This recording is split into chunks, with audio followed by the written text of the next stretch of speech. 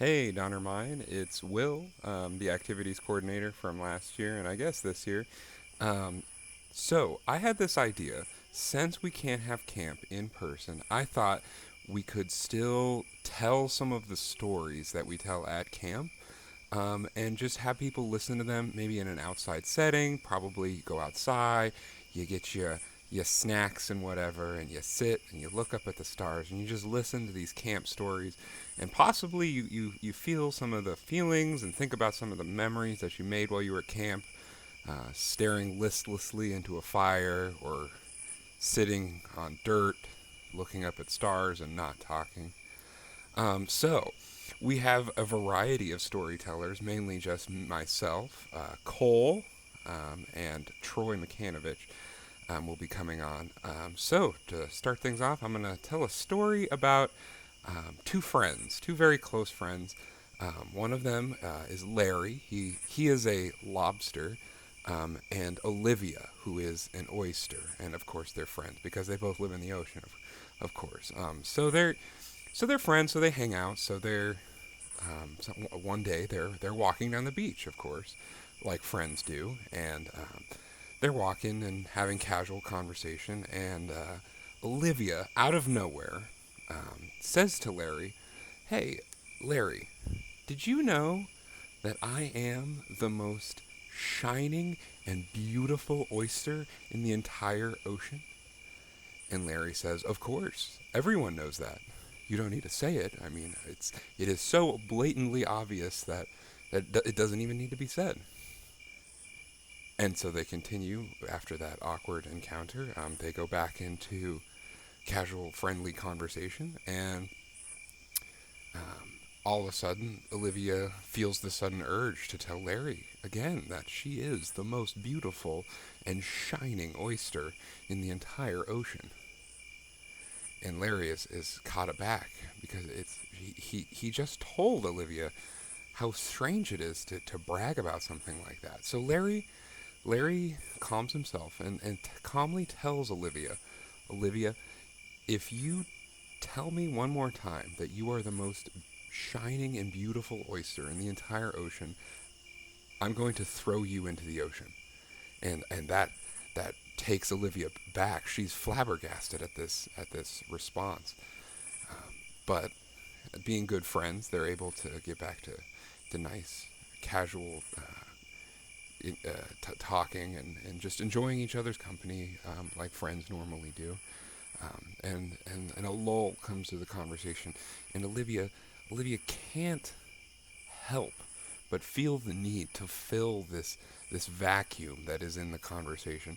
So she blurts out at full volume, "I am the most beautiful and shining oyster, Larry. Can't you see it? Can't you see how beautiful and shining I am?" And Larry holds holds his temples and pushes a headache back down and looks Olivia right in the eyes, I guess, whatever oysters have to see. And Larry says to her, "Olivia, I'm going to tell you one more time. If you tell me that you are the most shining and beautiful oyster in the whole ocean, I'm going to throw you into the water." And Olivia's like, "Okay, I will try to hold it back. I promise I'll hold it back from now on." And of course, they keep walking down the beach and they get back into a normal conversation. They're talking about friends and memories of when they used to do this same thing, just enjoy each other's company, doing whatever, and ski trips and what have you, whatever lobsters and oysters do. And of course, another lull comes to a conversation as it naturally does, and Olivia makes eye contact with Larry, and they both know what she wants to do, but Olivia knows it's wrong and she shouldn't say it. Her lips begin to curl as she looks at Larry, holding it back, and Olivia can't anymore, and she blurts out, "Larry, Larry, Larry, Larry, I am the most beautiful and shining oyster in the entire ocean, and everyone needs to know." And Larry looks at her calmly and picks her up and throws her in the ocean. Okay, so our next story is going to be Cole Wersky, who's going to be telling us the story of the little wide-mouthed frog. Hope you enjoy. Once upon a time, in a little swamp, lived a little wide-mouthed frog. Now, this little wide-mouthed frog had a curious streak. He was very curious of one question specifically. He wanted to know what all the other animals fed their babies. So one day, this little wide-mouthed frog, being a little wide-mouthed frog, decided to leave his swamp in search of the answer. And he hopped along, and he hopped along, and he hopped along, until he came across a mother rabbit. So he hops up to this mother rabbit and he says, "Mrs. Rabbit, what do you feed your babies?" And the mother rabbit responds, "Oh, well, I have a lot of babies, so I gotta feed them whenever I can get, mostly carrots and vegetables like that." And the little wide-mouthed frog, being a little wide-mouthed frog, responds, "Oh." So he continues his journey to find some more animals, and he hops along, and he hops along, and he's so far from his swamp now when he comes across this big mother bear. So he goes to the bear and he says, "Mrs. Bear, oh, what do you feed your babies?" And the bear responds, "Well, I feed my babies berries and fish from the forest and the river." And the little wide-mouthed frog, being a little wide-mouthed frog, responds, "Oh!" and continues to hop along, and hop along, and hop along, until the wide-mouthed frog discovers a mother goose. So the little wide-mouthed frog goes and asks, "Mrs. Goose, what do you feed your babies?" And the mother goose responds, "Oh, well, I feed my babies worms I find in all the backyards, eh?" And the little wide-mouthed frog, being a little wide-mouthed frog, responds, "Oh!" So the little wide-mouthed frog continues to hop along and hop along until it discovers this elegant eagle resting on a perch above. So the little wide-mouthed frog hops to this eagle and says, "Mrs. Eagle, oh, what do you feed your babies?" And the eagle responds, "Well, little wide-mouthed frog, I feed my babies fish, rats, snakes, and little wide-mouthed frogs." And the little wide-mouthed frog, being a little wide-mouthed frog, responds, "Oh."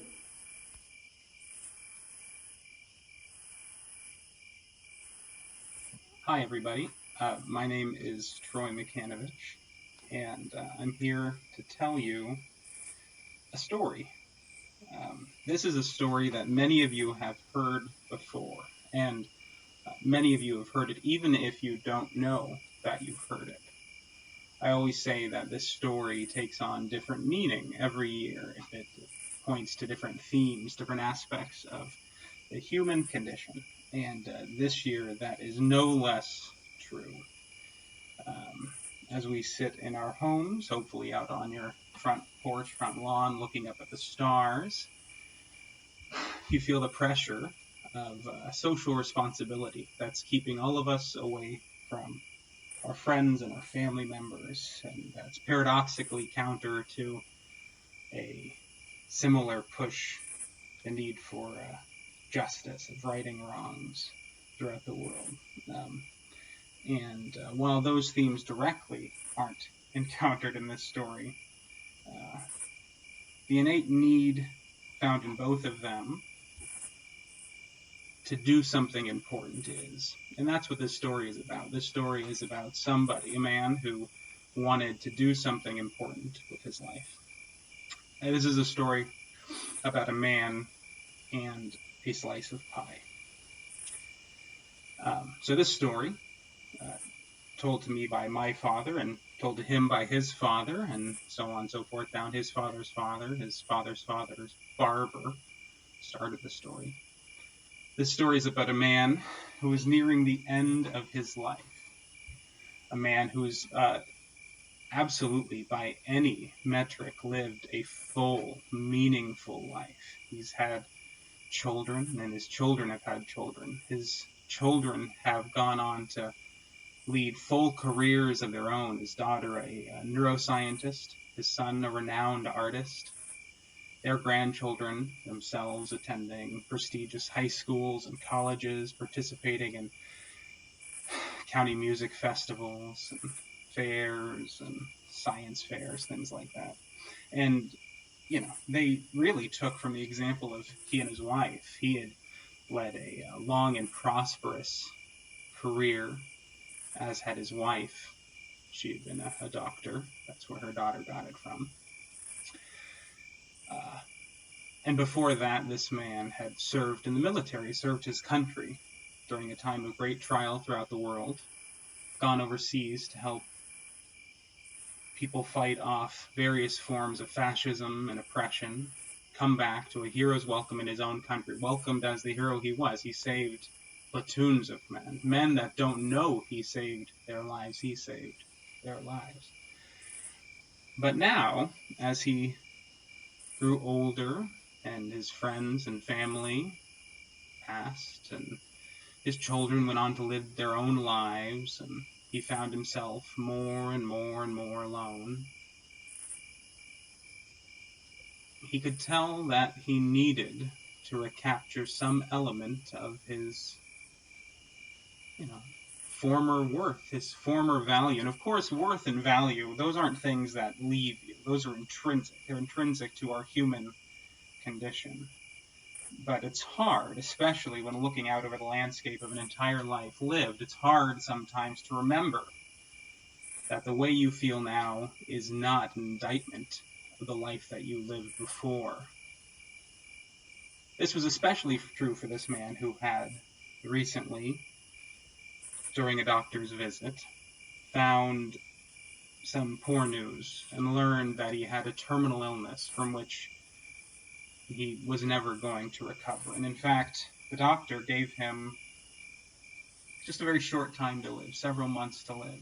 Told him, in effect, to get his effects together, to say goodbye to those that he cared about, and to look back longingly at a life that was well lived. But for this man who had lived such a full life, who had given birth to children, who lived their own lives, who had fought in wars, who had served his country, who had served his community, he wasn't content with just fading away, and he just once more wanted to reclaim the feeling of that youth and that vigor, and really that value that had animated so much of his younger life. And so he thought back. He went through his Rolodex. Most of you are probably too young to know what a Rolodex is. He went back and imagined all of the moments of his life in sequence. It was like everything he had ever done coming together at once, and he looked for a singular moment, some moment that to him encapsulated everything about what it meant to be alive, what it meant to be whole, what it meant to be human. And he remembered when he was serving overseas during the war. He was in a small town in Belgium. And he was at a bakery. And at this bakery, he had the single greatest piece of Bavarian cream pie that he had ever had. Now, in all likelihood, you're sitting there and you're saying, wait a minute. You're telling me that this person, he lives a full life with children, with a wife, with a family, with a community served, with country served, that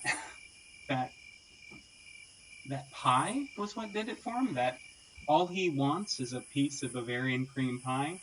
And to that I say yes, but this isn't just any piece of Bavarian cream pie. For him, this pie represented everything about his life that he lived now that is not what it once was.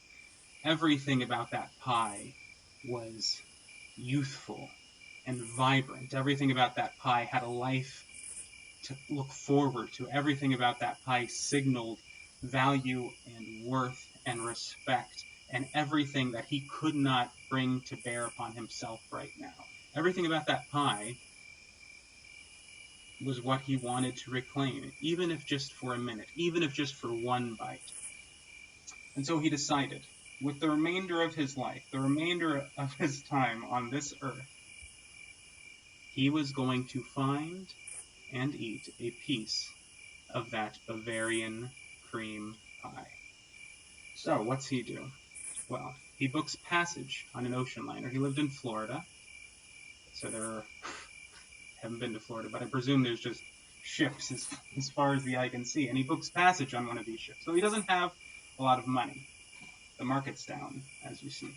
So when he books passage, he actually ends up buying essentially a stowaway's ticket. He kind of bribes a crew member to let him stay on the kind of bottom levels of the ship as it travels from here across the ocean to Europe. And I don't know if you've ever seen a giant rigger, but these ships, they use just the foulest form of crude oil. And so as he's staying in the bowels of this ship, he's, essentially to begin with treated like cargo. But beyond that, he's having to constantly inhale the horrible fumes eking out of every pipe crawling through this behemoth as it sails along the ocean. And he's getting dizzy from the fumes. And to begin with, he's also seasick, terribly seasick, because, he doesn't get the benefit of being able to see outside to see what's happening. All he does is feel the rolling of the ocean. There's horrible storms, and he's being battered about against the other cargo, barrels and crates and boxes, all marked, but in a language he can't understand. All he knows, the only thing that he does understand, is where he's headed.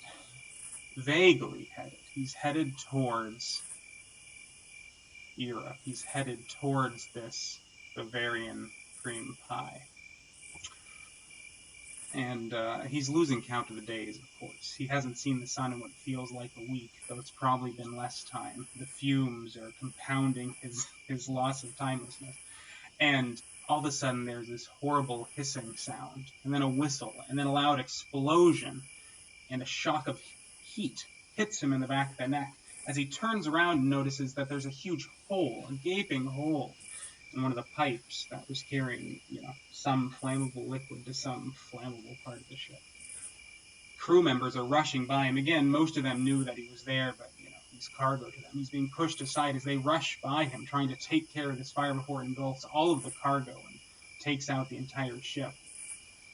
Another several explosions ring out, and his ears just go white with noise. You can't hear anything. All he can see is people shouting, the flashes of lights, of emergency lights, of fire, as he rushes past the men who are trying to rush towards the fire to put it out. And he rushes himself to the stairs and eventually to the top deck of the ship.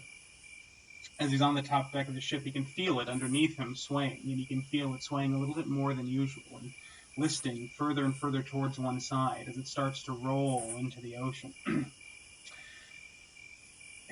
He's looking for a life raft, he's looking for something, but there's nothing.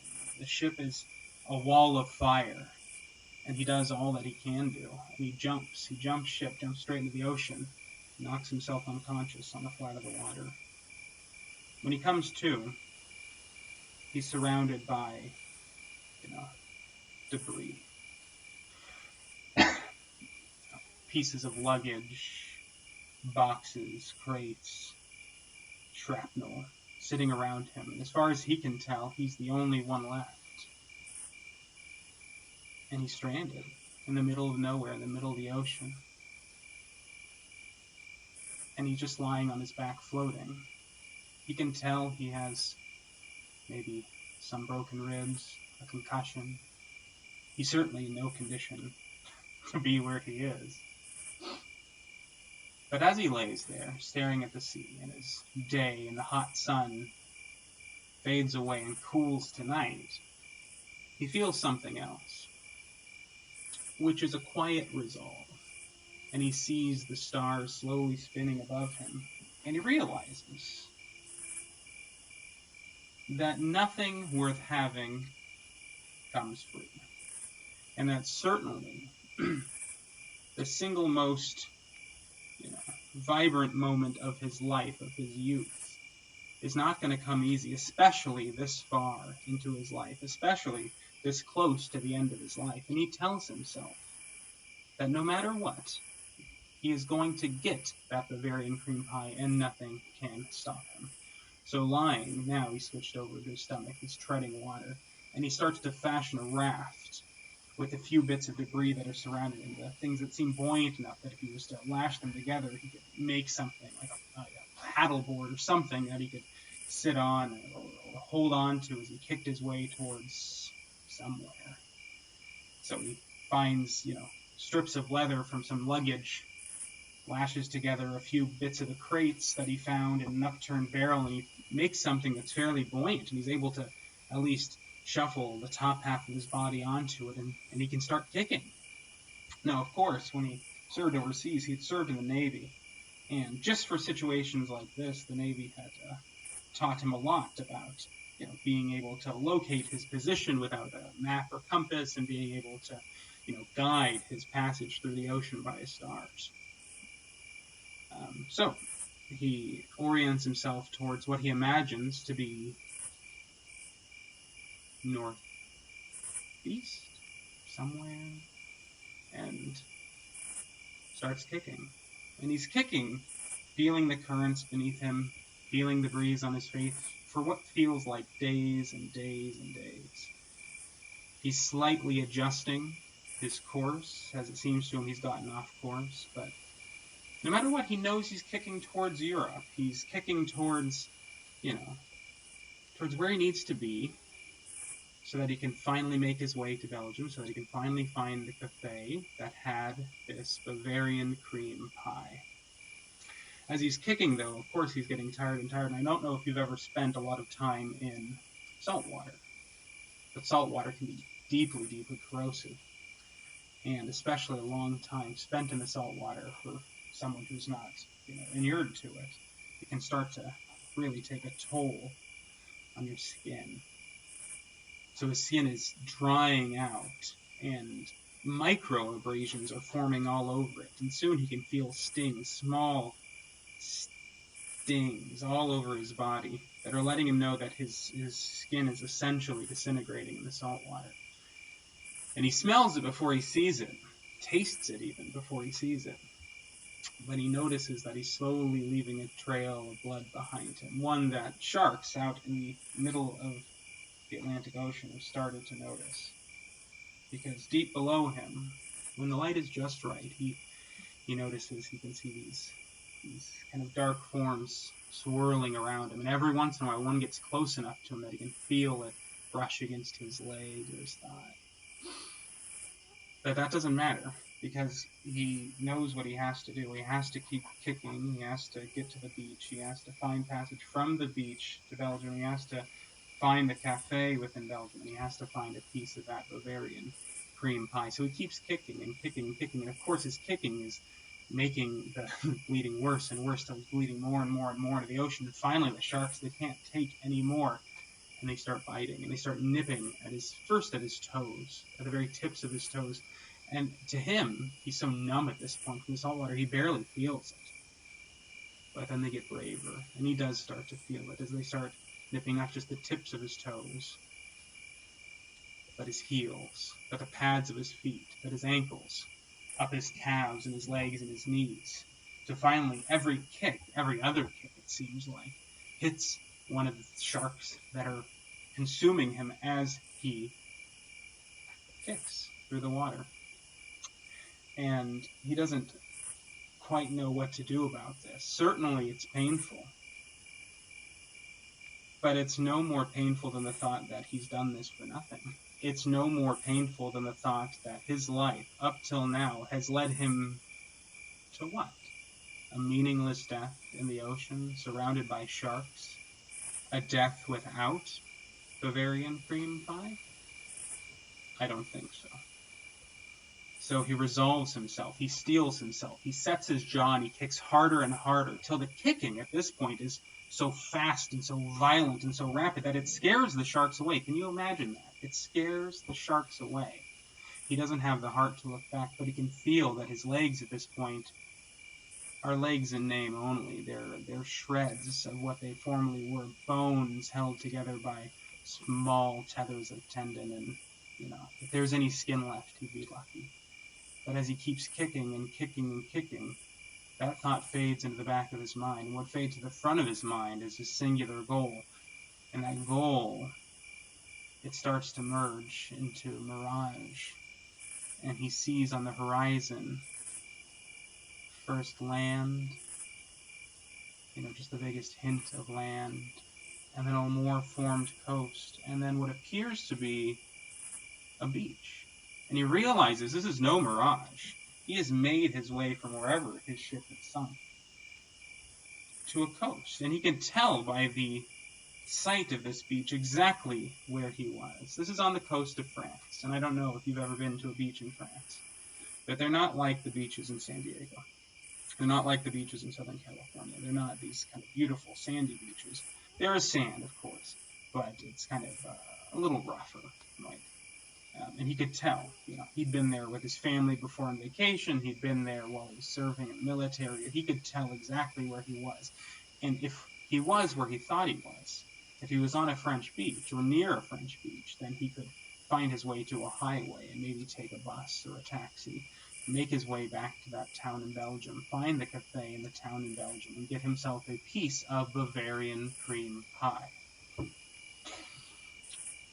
So he kicks and kicks and kicks towards the beach until finally he's so exalted he feels under his knees as he kicks in the water that they hit sand, and he's not kicking anymore, he's crawling, and he's pulling himself up onto the shore of the beach. And again, these are rocky, craggy beaches, so the sand is grinding into his already kind of weathered skin, and it's opening up those small cuts to make for larger abrasions. And he can feel, if you've ever fallen in the dirt and gotten a cut and dirt's rubbed into it, that over his entire body, that sensation of just kind of grinding pain into every fiber of his being. But it doesn't matter, because he's going to make his way through this beach. And as he's pulling himself along, he doesn't know this, but he's being watched. He can feel something that feels like being watched, but, what does that feel like? And he's been surrounded by sharks for days. He doesn't know what he's feeling. But he is being watched, and he's being watched from a briar at the edge of the beach. See, recently, the beach, the area surrounding the beach, had an influx of deer. So many deer that it was causing huge problems on the local highways. People were crashing into deer all the time around their cars, and it's causing accidents and several deaths. And oftentimes when they need to control like a deer population or something like that, you either give out more hunting licenses, or you can reintroduce a predator into the area. So the local municipalities had reintroduced wolves to the area. So what he was being watched by was a pack of wolves that had already decimated the deer population. Now all they saw was this man that they didn't know, though maybe if they tried they could sense it in their own kind of canine way. This man who was single-mindedly focused on making his way through the beach to try and get to the highway to find a cafe in Belgium so that he could get a piece of Bavarian cream pie. Of course, by this point, the wolves have emerged from the briar. He can see them now. And his path takes them directly through them. It goes a little bit more beach, then the wolves, then the briar patch, and then he can hear cars. He can hear cars in the distance, so he knows. He's trying to look for any way that doesn't take him through these wolves, but he's not going to find it. And so he steels himself again, locks his jaw, pulls himself arm over arm through the sand and the rocks and the broken glass and the cigarette butts of an abandoned beach until he finally reaches the first wolf. Now, animal behavior is oftentimes predictable, right? In this case, you have a predator animal looking for prey. But this time, this animal is faced with a situation they've never encountered before, right? They hunt deer, they hunt rabbits, they hunt squirrels and other rodents. But this was different. This was a man who, they'd seen people before, but this was a man crawling, using only his arms because what remained of his legs dragging behind him were in tatters, leaving a trail of viscera and blood that, suggested he wasn't going to run very far. So, for the wolves, in their mind, he was an easy kill. But they could sense something else, and they could sense in his stare and in his grimace that there was something else, something ironically more primal. Of course, they couldn't understand that it had anything to do with Bavarian cream pie, but I bet if you could teach wolves English that they would eventually get there. Even so, a wolf is a wolf. The first wolf attacked. The man, grabbing a fistful of sand, threw it in the wolf's eyes, scaring it just long enough for him to lunge at the other wolf, a wolf that had not yet attacked him, mind you. He had to establish his own dominance over this wolf pack. He had to establish his dominance over this wolf pack so he could get by them, to get through the briar patch, to get to the highway, to get to Belgium, to get to the cafe, to get a piece of Bavarian cream pie. So he tackles the second wolf, and he has it in a headlock. And he is screaming with every form of curse and swear that he could muster, things that no man has said in hundreds of years. He is invoking ancient, primordial curses. And the wolves can feel it, man. But they circle him, and he fights them all. One wolf grabs at his arm, tears clothes and probably a little bit of skin and muscle away. But he manages to fend it off with his other arm. Another one, knowing that his legs are already compromised, goes towards there, not realizing he has no feeling down there. He's able to sidle himself up onto a shoulder and kind of roll over towards the wolf, knocking it onto its back before he can push it away. The wolves at this point are more startled than anything. This should be an easy kill. But it's not. At this point, the man realizes he's not going to be able to fend them off for much longer, so he has to make a run for it. So he elbows one in the head, the biggest one he can find. He lets out a horrible yelp and kind of scurries away. The rest of the pack starts to follow, and as they do, he pulls himself as fast as he could. I almost said sprint. He can't sprint. He pulls himself as fast as he can through the sand and the glass to the edge of the beach, where now he's reached a bit of a briar patch. He's looking behind him, and the wolves are kind of getting a second wind, and they're starting to barrel back towards him. And he's not sure what to do. He's not going to hurl himself into this briar patch. It'll tear what's left of him apart.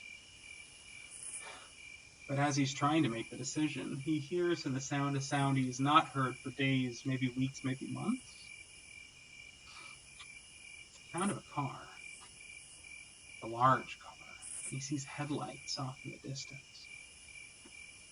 And it's a diesel, that low rumbling of a diesel engine. He realizes it's a bus. And if he can get to the bus, he can get to Belgium. And if he can get to Belgium, he can find the cafe. And if he can find that cafe, he can get a piece of Bavarian cream pie. So he looks back, takes one last look at the wolves who have halved the distance between him and them. And he takes a big breath, and he throws himself headfirst into this briar patch, starts rolling down this hill towards the highway. As he's rolling, of course, it's tearing at what remains of his clothes, opening up wounds that had long since closed, long since been cauterized by the salt water and the scrape of the sand. And he's just tumbling down. And one of the thorns catches the edge of his cheek and pulls it apart a little bit. And as he grimaces, it tears it apart even further. His eyes, he's trying his hardest to close his eyes, but he can feel thorns pushing across his eyelids, threatening his corneas. Not to mention the various bruises and internal lesions that he's suffering as he's tumbling down through this thicket of thorns, until finally he lands with a thud, but on pavement. He's made it to some kind of road, and that bus that he saw in the distance, its headlights are much closer, maybe half the distance that they were before, and he sees he's about 10 feet away from a bus stop. So everything that's led him here, from booking passage on that ocean liner, to sinking, to having to fashion some sort of raft, to kicking his way through the ocean, making his way by starlight, being eaten by sharks, finally finding his way onto this nasty beach where he climbs through the broken glass and the shells and the rocks, only to be accosted by a group of wolves before he has to throw himself through this thicket and land thunk right onto the edge of the pavement. All he has to do now is he just has to board this bus, make his way to Belgium, then find the cafe, and then order a piece of Bavarian cream pie.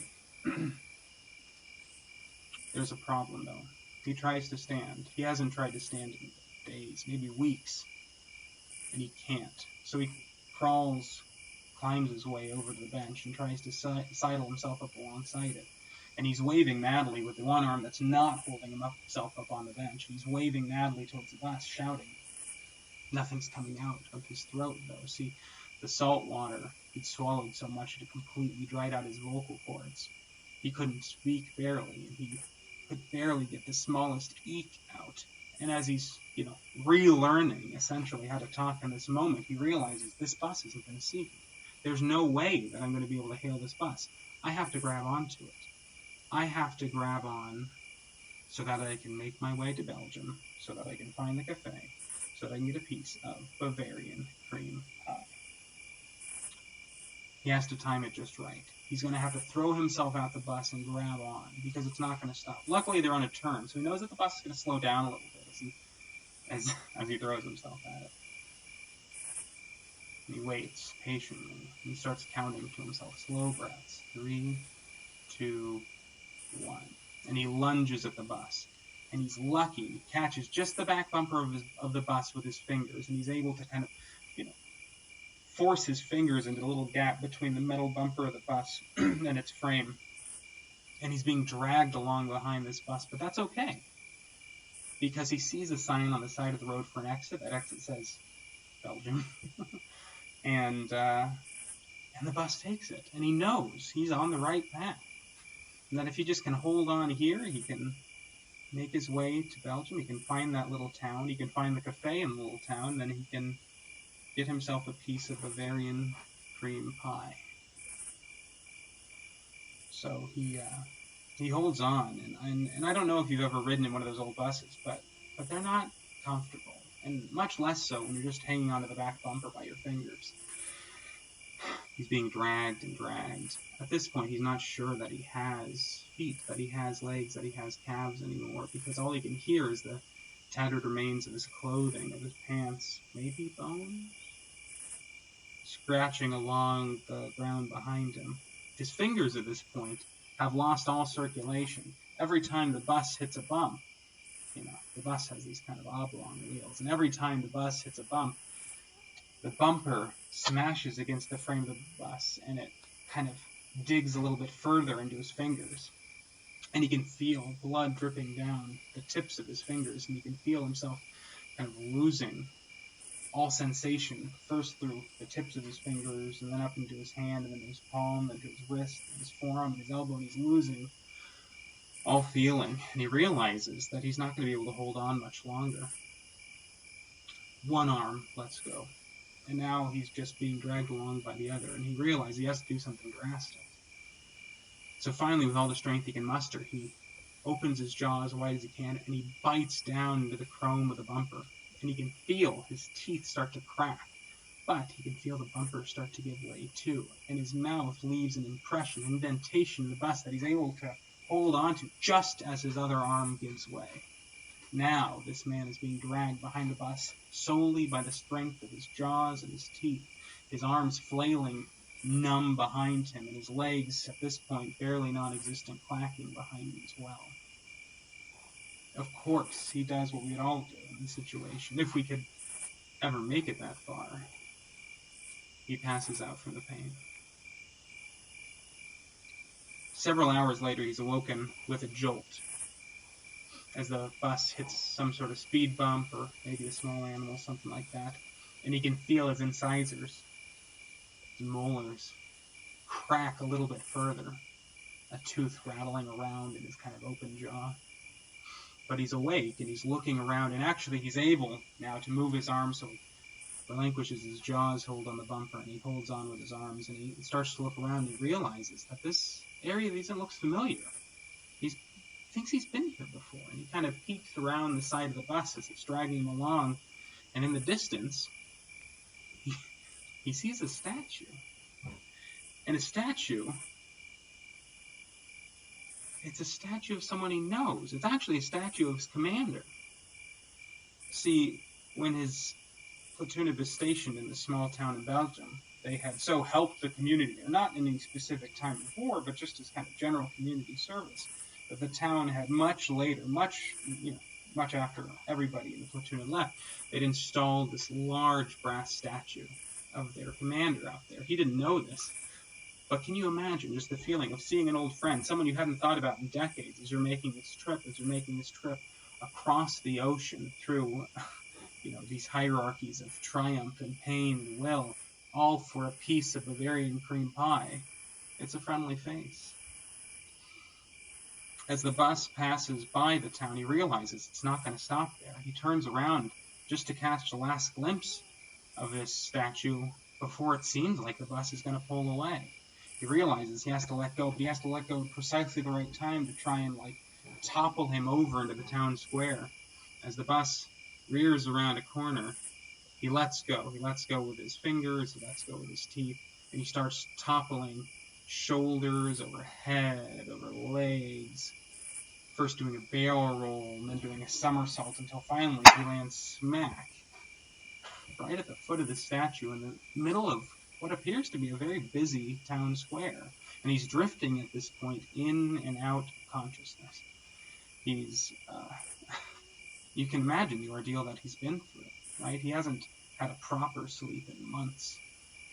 He hasn't had any sort of food or drink save the taste of his blood and salt water for, as long as he could remember.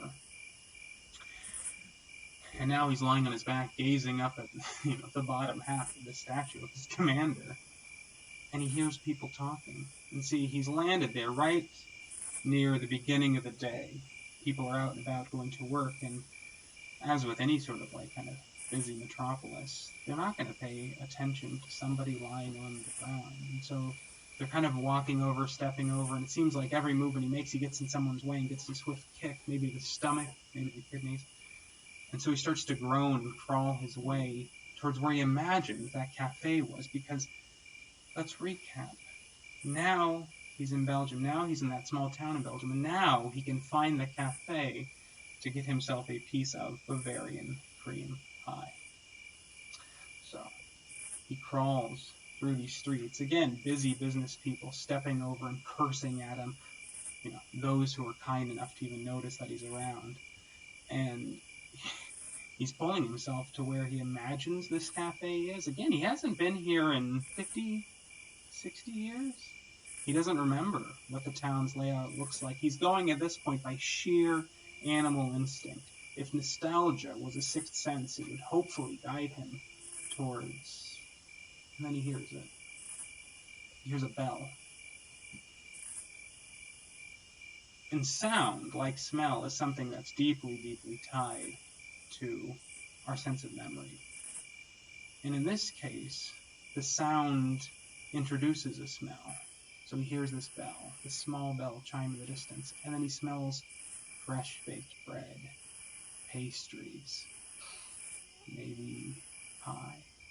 And he realizes that that's the bell that hung on the door of the small cafe that served the Bavarian cream pie. He must be getting closer. He sees in the distance the door that made the sound with the bell.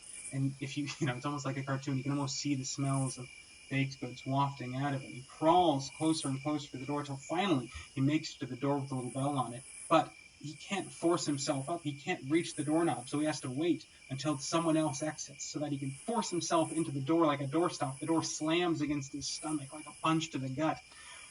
But he's in. His top half is in, and he pulls the rest of him in, and the bakery floor is cool. It's so much cooler than the cobblestones outside that have been sitting out in the sun all morning. And he pulls himself towards the counter, and he realizes he's so close. He's finally there. He's made his way across the ocean. He's made his way through the continent. He's made his way through the town, and now he's at the cafe where he can find a piece of Bavarian cream pie.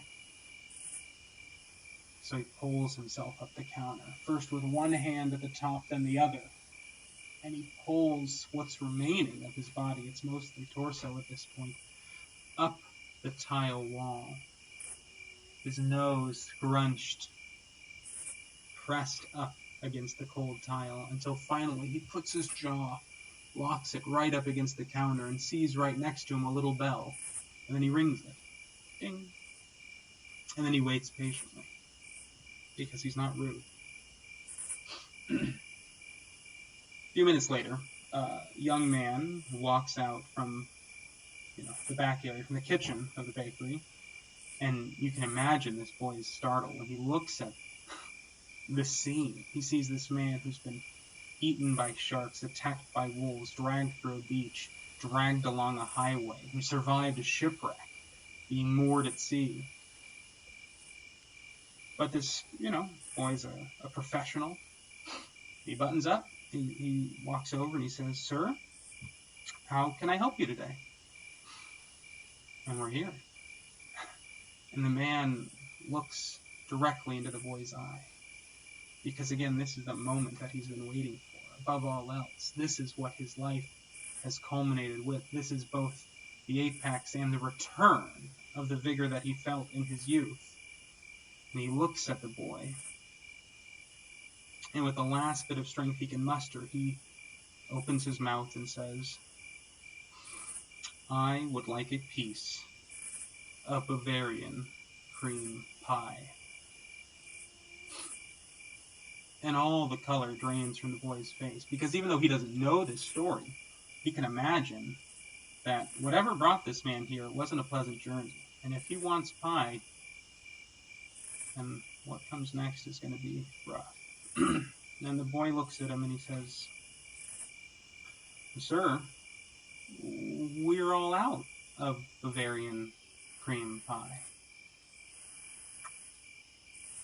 And the man looks at him. And you can see the man's brain turning, his feelings welling up inside of him. And he starts breathing heavy. He makes eye contact with the boy again. He looks at him and he says, "That's okay. I'll have peach.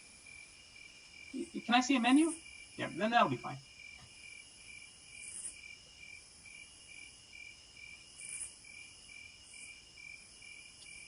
Thank you for listening.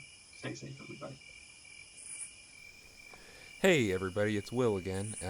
If you made it this far, you've heard my story about Larry the lobster and Olivia the oyster.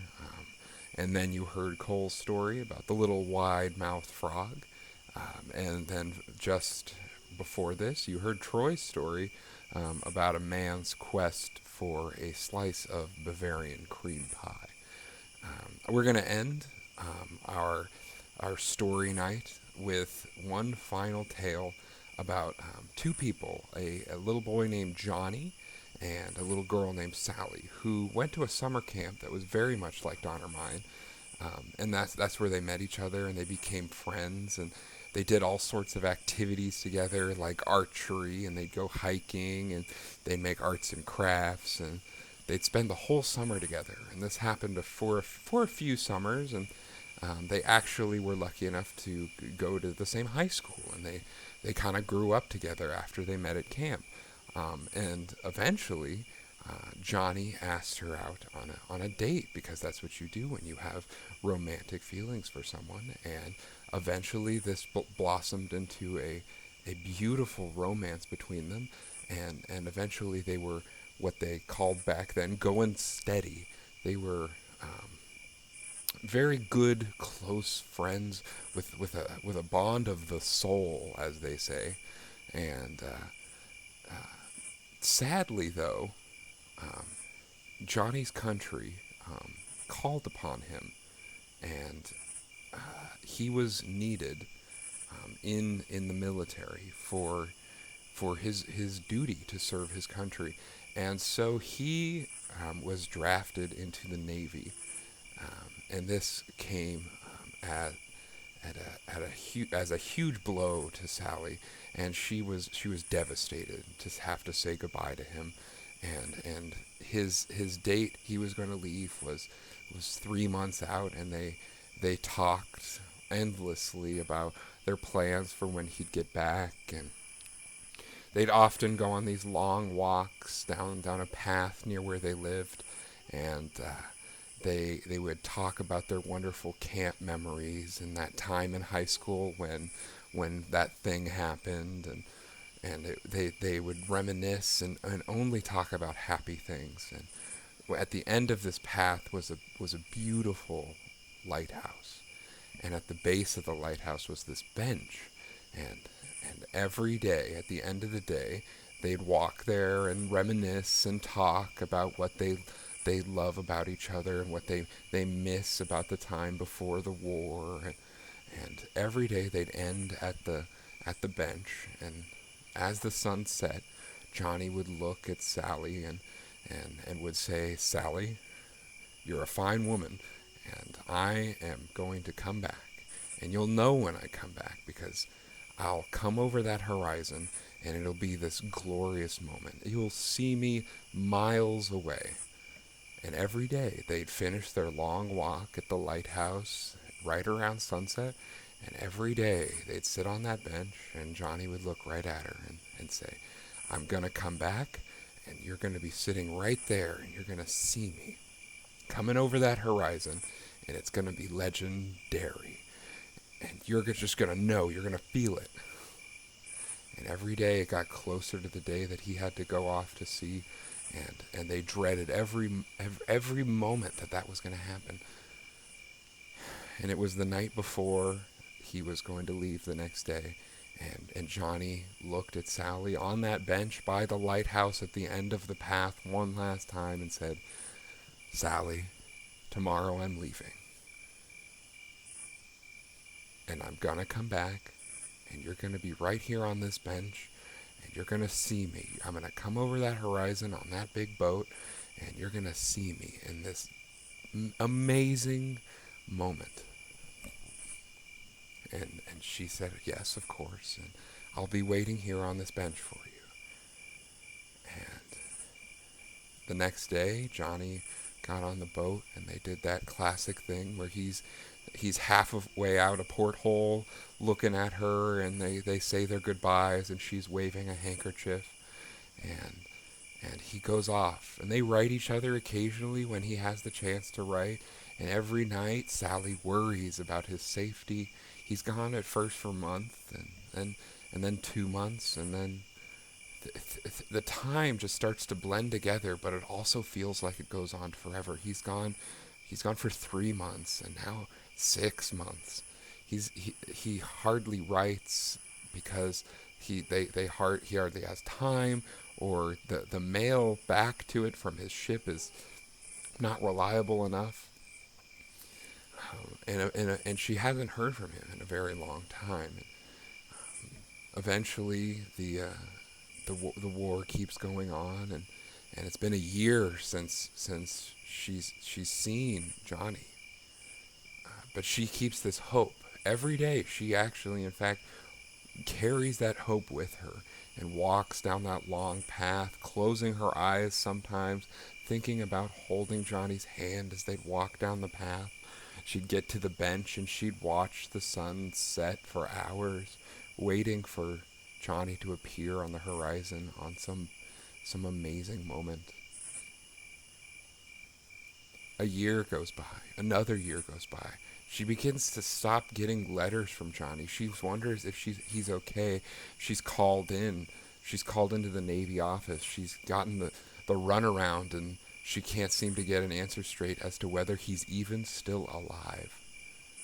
Hard times fall on Sally. She's run out of money, and they've stopped sending money to the house from Johnny. She needs to take a job, but she can't seem to find one. Hard times fall on Sally, so she picks up 2 jobs, working nights at a cafe and pushing herself to the absolute limit with the hope that someday Johnny will come back. It's been 3 years, and now she still hasn't even heard from him. She's beginning to lose hope, but every chance she gets, she goes down that long path, taking lunch breaks and eating dinner at that bench. People don't even sit at that bench anymore because that's where she sits, and she can't even allow another person to take that bench because it might be that one moment when Jack comes over the horizon.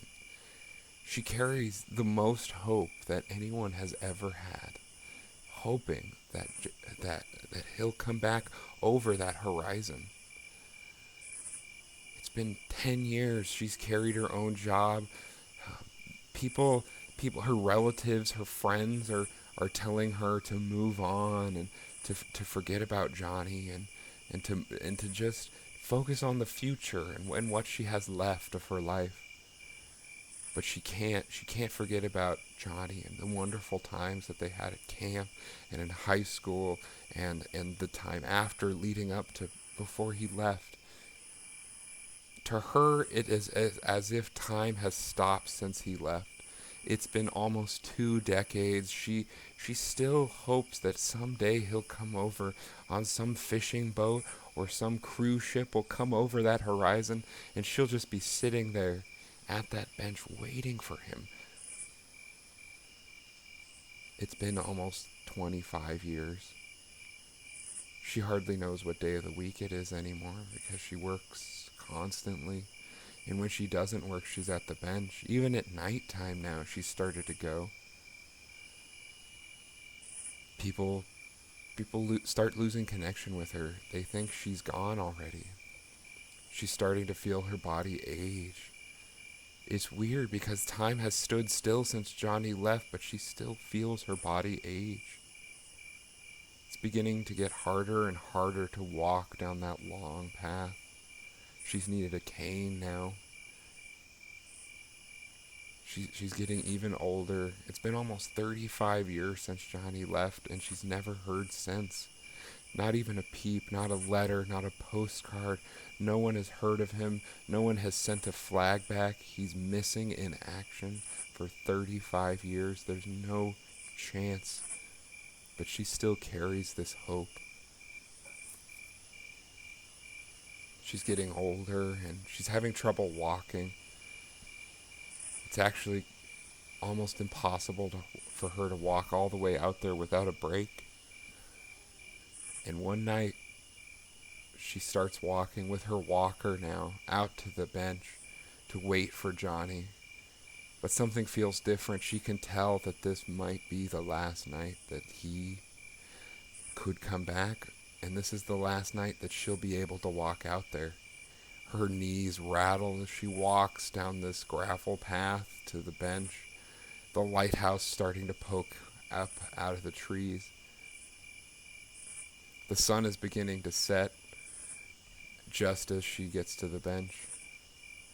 She sits with a long sigh as if the journey is over, but she still hopes that Johnny will come over the horizon inside the sunset in this glorious moment. She looks up at the lighthouse, which begins to turn on as the night begins to encroach upon her. But just as the sun is setting and her hands are shaking, there's a dot. There's something in the distance. She sees it. She sees something. She doesn't even know what it is, but it's getting brighter. It's this dot. It's this light. Oh my gosh, it's coming toward her. It's this big, glorious thing. She feels it in her gut. Her heart starts to race. She's shaking. She hasn't felt this anxious in years. and she can feel it. She feels something special coming over the horizon. It's unexplainable. It's this great shining moment, and she stands up. She uses her last bit of life force to push herself up, using the walker out of the bench, and walks toward the cliff. She takes step after step, which might be her last, toward this glorious moment. And as she gets just close enough to the edge, she can make out what this thing is. This shining object that is finally close enough for her to see what it is. And she sees it. And it's Olivia, the most shining oyster in the entire ocean. Well, thank you for joining us on Donnermine Music Camp Story Night. I hope you enjoyed the stars or fire or dirt that you're sitting in or next to. Please make sure to support and look at other content that Donnermine has put out. And I hope to see you next year. And I hope you enjoyed this wonderful story time with myself, Cole, and Troy. We'll see you next year. Bye.